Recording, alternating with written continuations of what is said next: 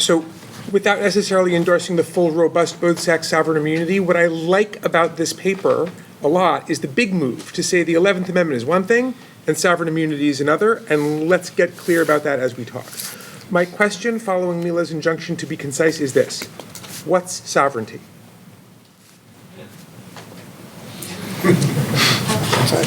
Mike. All right, so I like this paper a lot. I described it earlier as a really fun paper to read, and then I realized I was talking about an 11th Amendment paper, and that made me doubt myself, but it is a really fun paper to read. I like where it's going for the most part. I have a question that's maybe tangential or maybe not, but it has to do with the non-11th Amendment immunity. I wonder why you describe it as a common law immunity necessarily. Of course, before the Constitution, it was a common law immunity. But is it not possible to argue, and I think this, by making this argument, I'm going to put me in myself in Jim's Seminole tribe category, though I don't necessarily mean to do that.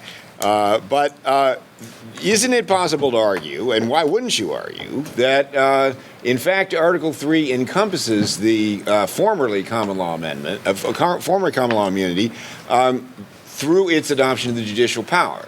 The judicial power did not extend prior to the Constitution to non-consensual suits against states.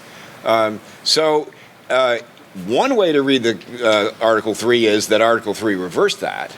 That's the Chisholm view. But another way to read Article 3 is that the judicial power describes what the judicial power was at the time that it was adopted. Therefore, the judicial power, the use of the phrase judicial power excludes suits against non-consensual states. And it seems to me that actually that makes a better case for the story that you're telling, because if the 11th Amendment was indeed this dramatic reaction to Chisholm, targeted at the judicial power of the United States, as it says at the opening, doesn't that suggest that Chisholm was actually a misreading of what the judicial power of the United States was? Not just the grant of the particular heads of jurisdiction, but in fact the judicial power itself, which shouldn't have extended to the things that Chisholm said it did. So I'll just say I was more persuaded by this than I expected to be, and that's typical of your work. So that's a compliment. So I wanted to invite you to say a little bit more about some of the words of the amendment that you don't focus on as much as I thought you might, which is be construed to, which on your reading is totally unnecessary. So if you to read it literally, it shall not extend to any suit in law or equity, and yet it says this thing about construction, and so that could be read either as in a couple of ways, either as expansive, like don't even think about reading it in this way, or I think in the context of Chisholm, the more natural reading is to say don't do what they did in Chisholm, which is to construe the head of jurisdiction as itself as a constitutional abrogation. And so I guess I want to know more from you about whether that's just surplusage or whether it performs some work that's consistent with your theory. So two quick thoughts. On why think of it as common law rather than thinking of the judicial power as sort of hard coding these rules. I guess I think if you take the Madisonian Marshall argument seriously, hard coding all these things in the judicial power would lead to some very strange and I suspect unlikely consequences. Because Madison makes the same analogy for like rules of capacity.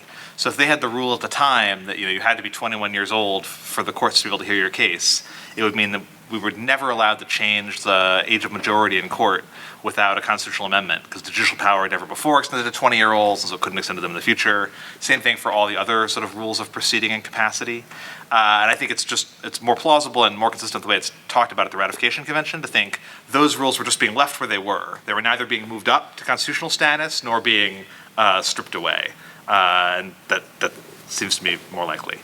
On construed, I'm not sure. I think there are some suggestions in the antebellum materials that the shall not be construed language was to help emphasize sort of retroactivity, that it was, I think in the language of one of the cases, past, present, and future. This is making clear that it had been sort of misinterpreted to begin with. This was not just a change. And also some suggestion that this makes the amendment what was called at the time an explanatory amendment, a definitional amendment, which was subject to more formalist rules of interpretation than other amendments, because otherwise you would have an explanation on top of an explanation. So that's my guess of what the construed is doing, but I'm not positive, and I have no idea what sovereignty is. I was going to say on unconstrued, I think we actually took some of that out of the paper, so maybe there's a recommendation for putting it back in. There are some early sources that look specifically 11th Amendment as an example, like, see, this is one of the places where we use construed to show that it applies in the past to like cases already pending and so on, not just sort of in future it can't extend. I would just echo that. The treatment of be construed in Hollingsworth is very consistent with that understanding of the amendment as an explanatory amendment that was meant to have retrospective effect. So The on the what sovereignty? Not entirely sure, but I think it's easier to identify sovereigns and things that are not sovereigns than it is to cash out sovereignty. And certainly the states, you know, if you look at the discussions, the people who supported the 11th Amendment definitely thought that the states had something that was being taken away and shouldn't be. And indeed, if you look at, you know, Iredell, and especially Iredell's notes, you know, not included in his the text of his dissent, you know, the background assumption is, look, states don't have to be subject to these suits if they don't want to be, and and nothing in the Constitution and nothing in the statute is clear enough to make us think that that was taken away.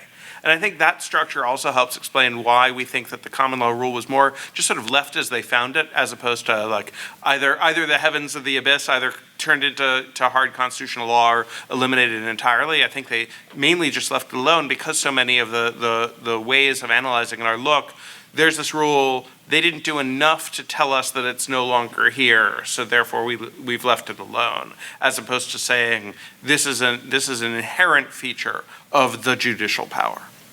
On the federal question issue in relation to the so-called literalist, because it seems to me more increasingly listening to the conversation that the literalist position is the diversity one.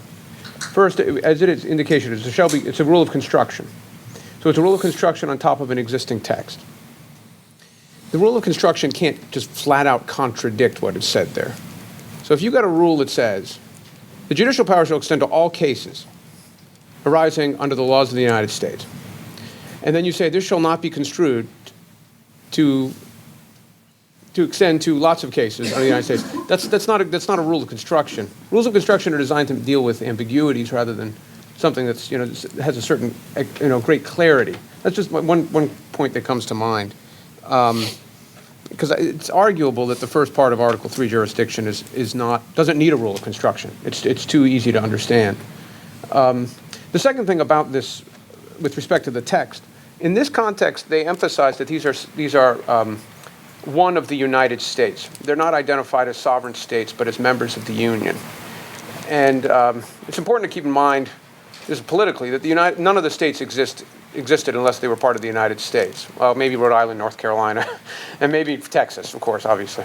But if that's the case, any kind of sovereign immunity the states have exists subordinate to their status in the United States. So they're always going to be subject to the jurisdiction. As you pointed out, Stephen, in your paper on backdrops, right? The Articles of Confederation sort of presupposes Congress already has this power to deal with interstate disputes.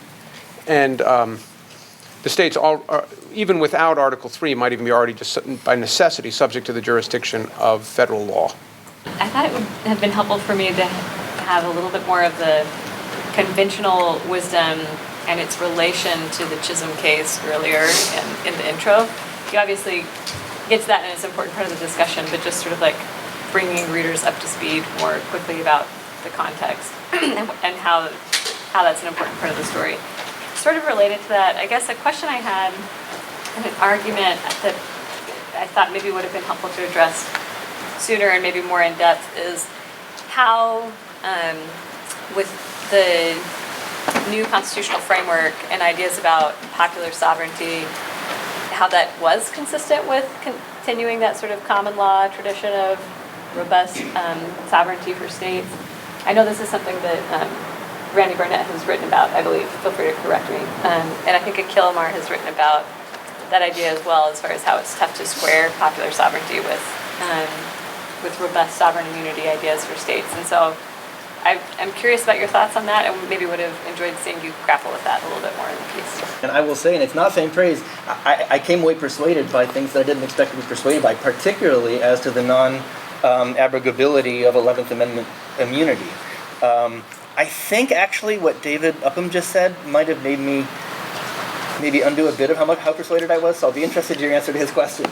But the question that I do have really does relate to abrogability. So 11th Amendment, on your account, the chainsaw can't abrogate because it's an elimination of subject matter jurisdiction. Great. For me, the most important is, I think, the lever on what matters today. The most important portion of the consequence of your argument is whether, when, and how the common law immunity can be abrogated, and you discussed that very briefly, and I would love for you to discuss it more, or maybe to soften your claim. I mean, it's really 12 to 13 and 36 to 37, and I'll say that there's one possibility that you don't identify, and the possibility you do identify, I wasn't fully persuaded, and I'd love to hear at least a bit more now.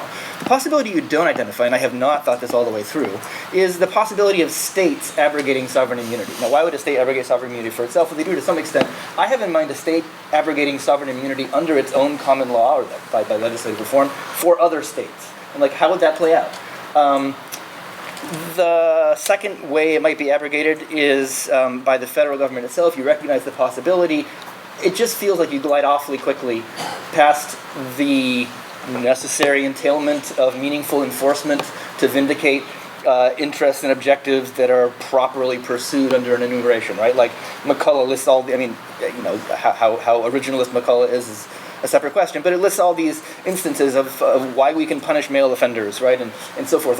What would it mean to have these authorities to, in principle, order the states to do things if there weren't some way, particularly on the 1780s background that looms so large for the founders, what would it mean to have those authorities without the ability to have them subject to suit? So I would just like to hear some more about why we shouldn't be readier to accept the idea of abrogation as a necessary and proper, or maybe even intrinsically entailed aspect of Commerce Clause authority and so forth. So just taking them in order, and thank you all for the comments. David, on the construction, I agree with you. The only other place I know of that the Constitution at the time used construed was in the 9th Amendment, and that shouldn't be construed to deny or disparage other rights retained by the people. Maybe others of you have ideas of other places where the word was used, but there it's not so much that there's like a single term that's ambiguous and could go one or two ways. It's saying you think this might have this effect, but actually it doesn't. You might think that it disparages these rights, but really it doesn't. And in the same way, someone who was well-versed in the sovereign immunity law of the time might have had this question, well, does federal question jurisdiction just mean that you can always sue a state? If you think about the jurisdiction over ambassadors, so the Congress in the Judiciary Act that says, they have suits by ambassadors, and I'm butchering the text here, but suits against ambassadors as consistent with the law of nations, or whatever suits against ambassadors can be brought consistently with the law of nations.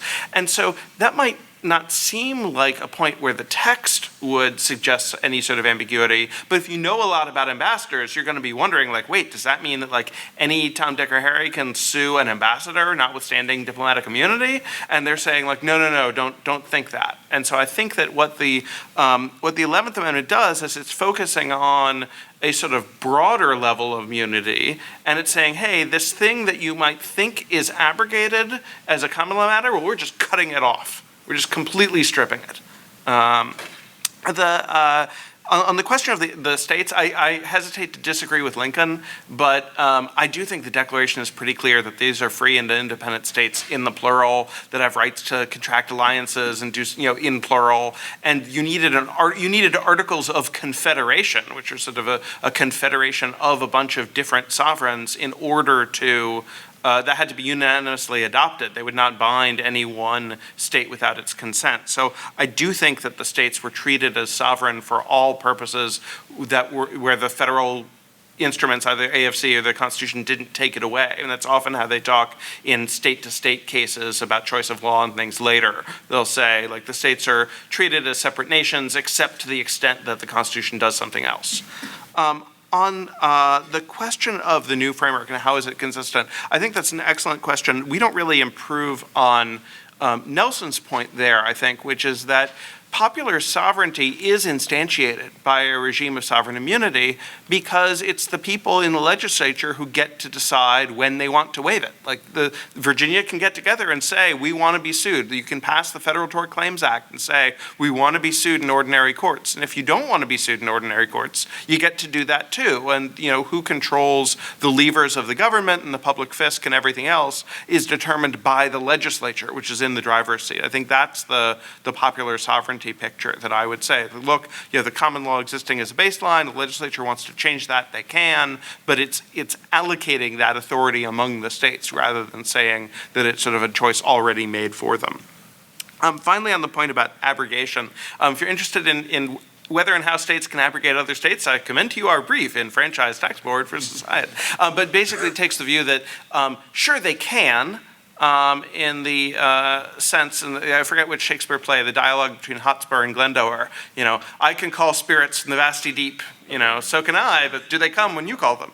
The state can try, but whether anybody else listens is a separate question, and I think the doctrine at the founding is that other people would not have listened if a state tried that, so it would be unenforceable in a federal or any other court. And on the question about when can the federal government abrogate, isn't this something sort of necessarily entailed? It really depends on what other mechanisms were available. So if you have a contracts clause violation, for instance, the remedy is just to sue on the contract. And if the state court says, no, this was impaired, then you appeal to the federal court under Section 25 and say, hey, Supreme Court, they're trying to get away with an impairment of the obligation of contracts. Likewise, if you've got a state officer who does something to you, just sue him in trespass and then make the argument from there. And so it might well be that they didn't, certainly the supporters of the 11th Amendment, as Brad Clark shows, really did not like private people coercing states through federal court means. It's a lot easier to go after an individual state officer or invalidate an individual state law in private litigation. One quick point on popular sovereignty. It's not just the legislature. The Alabama Constitution says that sovereign immunity isn't waived and can't be waived by the legislature. It's preserved to the maximum extent possible. And other states, like Illinois, have chosen pretty much the opposite path. So it preserves the people's choice both at the legislative level and even at the state constitutional level.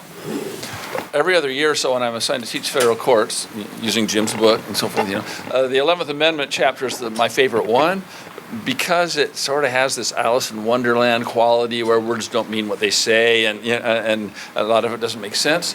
And you started off by saying it just means what it says, and then I thought, oh, if they turn out to be right, all the fun will be gone and so forth. But it seems to me that it's still there. And just to mention one, it seemed to me that both you and Jim, there's something fairly crucial in the early stage that just doesn't seem to fit, and both of you seem to me like you gloss over it in different ways. So Jim's book starts off that chapter. Jim and Marty read. I don't know if Jim would have chosen to put these parts in, but with these really strong statements from Madison, Marshall, and Hamilton in the ratification period, which Jim now describes as a little bit of overblown rhetoric, I think. But they don't come across that way. They come across as strong statements by the leading supporters of the Constitution who say nobody could possibly think, that states are being subjected to suit here. Because that's just sort of like a truth that everybody understands. So to me, from Jim's point of view, the sort of challenge is to explain that as more than just a little bit of like casual overblown rhetoric. But on the other hand, if that's true, and I take it that Will and Steve like those statements, and put some weight on them, then the puzzle is, why is it that just a few years later in Chisholm, some really competent judges don't seem to know what everybody, just a few years later, was saying. We all know. Even Iredell doesn't seem to understand that. He's in dissent there, but he doesn't really make that argument at all. He makes kind of a strange statutory construction article and so forth. So, I mean, what's going on in the first place, and how does that get squared? Do you have any explanation, for Chisholm? Just say, it's one thing to say Chisholm was wrong. That's easy to say, and it may well have been. I probably agree. But it wasn't just that it was wrong. It was that nobody seemed to understand the thing that I think you're relying upon, and that Madison and others had said everybody understood just a few years earlier. Well, what's the explanation for that? Excellent paper, Will and Steve. I wanted to ask you, similar to what Steve just said and some things that Jamal said, to elaborate a bit on your view of the Iredell opinion in Chisholm. So there are different ways that Chisholm could be wrong, and it could be that the amendment reflects the fact that Chisholm was wrong in the way Iredell thought the majority of the justices were wrong. So basically, his opinion says the other four justices are treating the jurisdictional grants of Article 3 as if they're self-executing. They can go straight from the Constitution to the exercise of their jurisdiction. They're misconstruing the judicial power of the United States in that respect. What I see is that the judicial power of the United States has to be construed to be activated not only by the Constitution, but by a statute that's passed by Congress under the Necessary and Proper Clause. So that's a difference of opinion about how the judicial power of the United States shall be construed. And the amendment could be read to track the Iredell opinion in just that way. The amendment is in effect saying is something about the way the federal courts construe the judicial power of the United States. It's a leap to say that what it's actually doing is what Jamal said, is positively banning the extension of judicial power by anybody to a certain class of suits. And so I just wish you would elaborate a little bit more on why you disagree with Iredell, or if you disagree with Iredell, and to what extent and why. A few things. One is, what on earth is going on between 1795 and 1798? So this thing gets proposed by Congress in March 1794, ratified by February 1795, and then they radio silence for 3 years? I mean, the states got the memo quickly. I mean, it's not, you say, a joke that it gets lost in the mail or something. I mean, but what on earth is going on if this is seen as an urgent thing? I mean, that seems very odd. It seems like there's some sort of interesting story, probably not this paper, but something going on about what the attitude toward this thing in the 1790s was. I really want to know, what's the deal with officers? Because, I mean, you got this, you kind of think, how far are you taking this chainsaw and digging it into the thing? Because, I mean, who is this hammer heavy enough? It's very heavy, but who can wield this hammer? Okay, if lots and lots of the Avengers can just pick up the hammer, man, this is, if you can't sue anybody who's a statewide officer or something. Third thing I'm curious about, what's a suit? So is it criminal maybe? Does this have to be civil? Could it be an appeal? What about habeas? So I have a bunch of questions like that they might have simple answers, that they might not. Looking at Cohen's, it seems like he seems to be working pretty hard. I mean, sometimes Marshall looks like he's working hard, but he's not. He doesn't have to. But I want to know more about more about suit. Finally, on construed, there are a bunch of provisions. So the territory clause, nothing in this Constitution shall be so construed as to prejudice any claim. You think you could just leave out the so construed, nothing in this Constitution shall prejudice any claim. But I didn't do that. The preamble to the Bill of Rights, in order to prevent a misconstruction or abuse of its powers. I think the 17th Amendment has a thing, but almost all the construction ones, you think you could just cross it out and it would be the same. What is the deal there? So I don't know. I'm going to just offer that as some details. I can answer less than half of these questions, but I'll answer less than half. So on sort of how to think about the ratification and sovereign immunity, I guess I see the exchange somewhere in between. Come on, everybody knows there's sovereign immunity. Nobody could possibly think otherwise. And more, when you read the exchange, it's remarkably timely. I see Madison and Marshall saying, look, if you really understand law as a technical matter, it's pretty clear sovereign immunity will be there. I see why you'd worry about that, but we have these general background rules. If you think about it, this text can't be taken to abrogate those general background rules. That would lead to absurd consequences. It's a very lawyerly argument. And the responses from the Patrick Henrys of the world is, okay, that's a very nice lawyerly argument, but where is it in the text? I'd need to see it in the text to be really reassured of that. And I think that's just an accurate reflection of the dichotomy. I think there's a correct lawyerly argument in favor of sovereign immunity that's easy to lose if you just look at the text. So it's not totally surprising that a few years later, without the right help or with the wrong motivations, you can abrogate sovereign immunity and get away with it, even though 'cause it's not right there in the text. And the most obvious cynical explanation, and I'm not sure it's right, but the most obvious cynical explanation would be when the framers are trying to convince states to ratify the Constitution, they have a strong incentive to say, don't worry, this won't change a thing, we're leaving things as they are. And once they've gotten handed the power after ratification is over and they're in charge, they have a much stronger incentive to see how much they can get away with changing things they just promised they wouldn't change. Under the standard kind of like originalist story, it's the promises to the people that induce ratification that are binding, not the later attempt by the agent to run away with the principal's money. And I'm inclined to think that's basically what happened in Chisholm. And even Iredell maybe didn't have as skeptical of a view of that as he ought to have. Only thing I know about is I think suit probably would be limited to civil, but it doesn't matter because the 11th Amendment is limited to suits against the states by private persons, and private persons lack the ability to prosecute crimes against states. That's just not a possible criminal alignment in the first place. That's what I know. Thanks to on the Iredell point and sort of why Chisholm. So Nelson has some really great footnotes where he talks about reactions to Chisholm and people saying, I would have thought you could not find a single professional man to agree with this opinion, but yet the Supreme Court has said it. And so, enough people seem to share your puzzlement as of 1793 to make me think that the argument for Chisholm being wrong, independent of the 11th Amendment passage, is pretty strong. I don't know what's going on between 1795 and 98. I don't know why. There's at least one guy out there in prison in Pennsylvania, I think, who argues that the First Amendment was actually ratified by Connecticut and Pennsylvania, the one about the number of representatives that different states get, and for some reason this gets him out of his domestic violence conviction. But he's made that argument very strenuously. His argument is just they ratified it and then forgot to tell anyone. And that seems like what happened here, at least, with the 11th Amendment. We know the states ratified it, and we know that cases were pending in the Supreme Court. Virginia was watching like a hawk because it wanted to appear only after the amendment's ratification had been proclaimed, and yet they didn't seem to know to tell anybody that this was going on. So I don't know what the picture is there. More generally on Iredell, if you look at his notes, I don't necessarily follow him on the Congress must vest original jurisdiction too. But either way, his notes show a lot more discussion of the constitutional argument than ever goes into the opinion.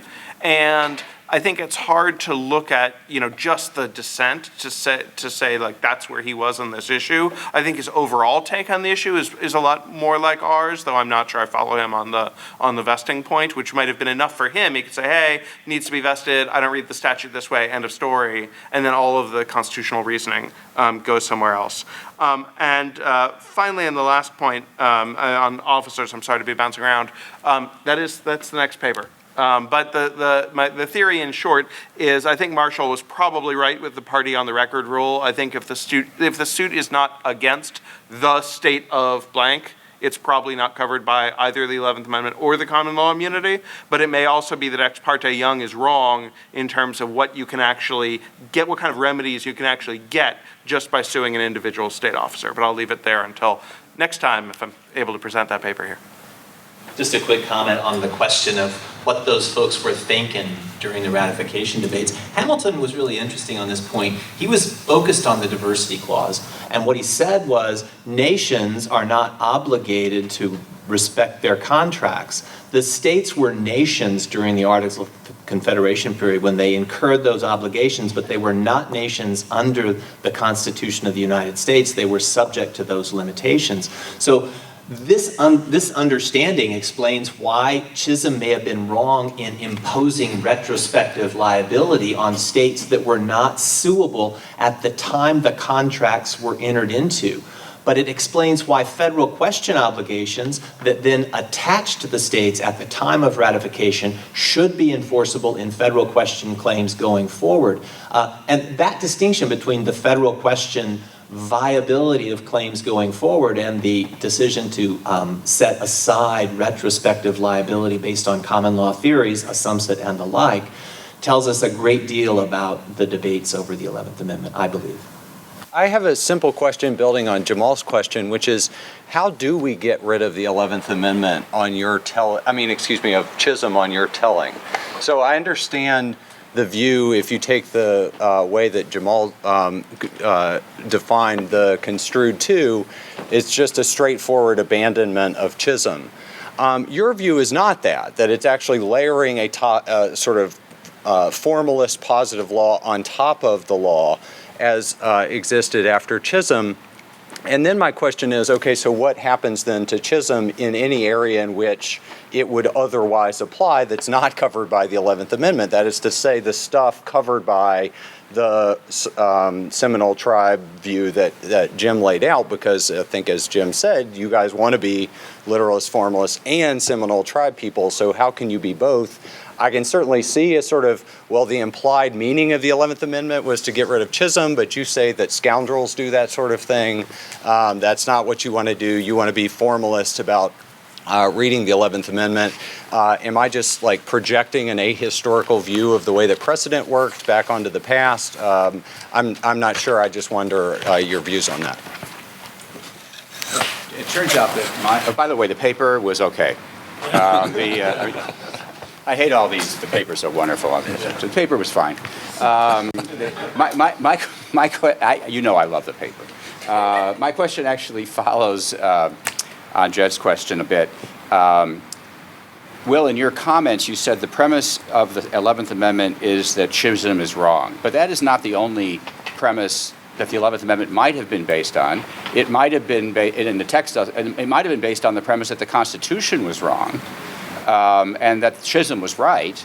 And so the 11th Amendment could either have reversed an erroneous Supreme Court interpretation of the Constitution, or it could have changed the Constitution so that in the future the Supreme Court would rule differently. So the premise that you asserted during your response isn't the necessary one, which leads me to the question, which you've kind of avoided, but I think in the last round of questioning you started to get closer to, and this question brings it up. What's wrong with Chisholm? Not whether it got reversed or not the degree to which it was reversed, but what actually is wrong with the reasoning of Wilson and Jay in particular, the ones I'm particularly fond of.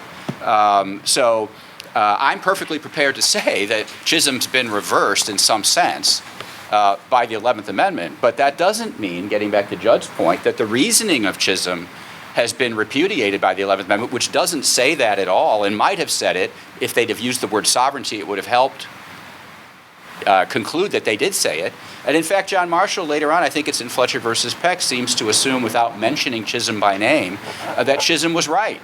And it's no longer a feature of our Constitution, but the principle that underlies Chisholm should be used in areas which is not precluded by the Constitution. So I think you need to say more. I know, Will, you said you don't know about sovereignty, but I think you both need to say a lot more about what's wrong with the vision of sovereignty that is enunciated by Wilson and Jay. So I thought it was a great paper, and it did lead me, like some others have said, to rethink some of my views about the 11th Amendment. But there's one part of the argument that I'm troubled by, at least. And so the paper says that Congress might be able to abrogate the state's common law immunity pursuant to the 14th Amendment, but that it can't waive the 11th Amendment's limitation on the judicial power. And there's an obvious logic to that, right? If we take the 11th Amendment to be a subject matter limitation. But if that's right, and I know you're a little agnostic about the question of abrogation of the common law immunity, but let's assume for a moment that Congress enjoys that power. That leaves enforcement of federal rights against the states, federal rights created by legislation to enforce the first section of the 14th Amendment, to state courts, right? And that's, I think, kind of a surprising outcome. And the paper's answer is that the 14th Amendment doesn't mention the judicial power, and so we shouldn't assume that it has impliedly repealed any part of the 11th Amendment. And Steve, you said, we wouldn't take the Congress's Section 5 power to be able to abrogate provisions in the Bill of Rights, right? That would make no sense. But part of the reason it makes no sense is because the limitations you described in the Bill of Rights are limitations on government power, and after the 14th Amendment on state power. But I think we do read the 14th Amendment to disturb other constitutional understandings, right? And in particular, federalism, and those are understandings, if nothing else, that are reflected in the 10th Amendment. And so why can't we read the 14th Amendment, at least the Section 5 power, to craft an exception to another understanding of the scope of state authority? Chisholm and the 11th Amendment. I guess the sense in which the wrongness of Chisholm is a premise of the 11th Amendment is that it makes a lot more sense. The 11th Amendment's limitation to only suits out by out-of-staters and not in-staters makes sense if you think Chisholm is wrong and the suits by in-staters can't be brought anyway. It's harder to explain if you think that Chisholm is right. But formally, I completely agree. The 11th Amendment leaves Chisholm sort of to rise or fall on its own, according to its consistency with the Constitution and the law of precedent. So the 11th Amendment, I think, doesn't do much to make Chisholm wrong. Chisholm is wrong because Madison and Marshall were right at the ratification debates, that sovereign immunity was a well-understood principle of international law, that nothing in Article 3 should be read to disturb, and that's just that's an overly aggressive reading of Article 3 compared to both the background principles of law and then especially as evidenced by the ratification debates themselves, where people who are promoting Article 3 are promising that it won't disturb the pre-existing principles of law. But I think Chisholm, the formal way, whether a single Supreme Court decision that was decided seriatim would have been binding precedent at the time, I think probably it would not have been under the law of precedent at the time, as best I understand it. But maybe if it was, then it doesn't go away until Hans is decided. But either way, I think that's how Chisholm sort of rises or falls. One thing on abrogation in the 14th Amendment is that Congress is not and I should also say I've written a little bit about the abrogation question in a Virginia Law Review article that's cited here, saying that abrogating sovereign immunity is what McCulloch would have called a great substantive and independent power, something that's not to be implied in the normal means of execution principle. John Harrison has written an article saying the same thing is true of the 14th Amendment. There's no evidence that abrogating state sovereign immunity was any more sort of appropriate or implied as an appropriate means of execution at the time of the 14th Amendment, and I hesitate to ever disagree with John, so that's why we're not sure whether the 14th Amendment can abrogate or not. It's not totally weird because the Congress still has the power to authorize suits against state officers, which is exactly what they do in the Ku Klux Klan Act, now known as Section 1983, which gives you a huge amount of enforcement in federal court over most of the suits that matter. And if Section 1983 hadn't been misread and narrowly construed by the federal courts, it's not clear how often we would care that state sovereign immunity still existed as an example. I'll just say one other maybe better example is, since the 11th Amendment is a limitation on judicial power, thinking that the 14th Amendment lets you force the federal courts to hear things that's otherwise outside their power would be like thinking that the 14th Amendment lets Congress authorize the adjudication of otherwise moot lawsuits. That's an exception to the mootness rule, where Congress thinks that would be useful to creating constitutional doctrine that can constrain the states. I can see how you might get there. Like, there are times when mootness is annoying and Congress might want to get rid of it. But I think it's the same kind of stretch and probably similarly inappropriate in the language of the 14th Amendment. One of the things that Marshall and Madison were arguing is that the original purpose of the language of Article 3, because it referred to individuals second and states first, would only authorize suits by the states against the individuals and not the other way around, by individuals against the states, even though the language referred to controversies between the two of them. And it was that interpretation that called forth Henry's response, not the arguments that also appeared in that discussion. So you could say the 11th Amendment did exactly what Madison and Marshall promised. It curtailed the suit on a diversity theory by the disfavored plaintiffs. Are we able to accept this theory and still think that Erie is right?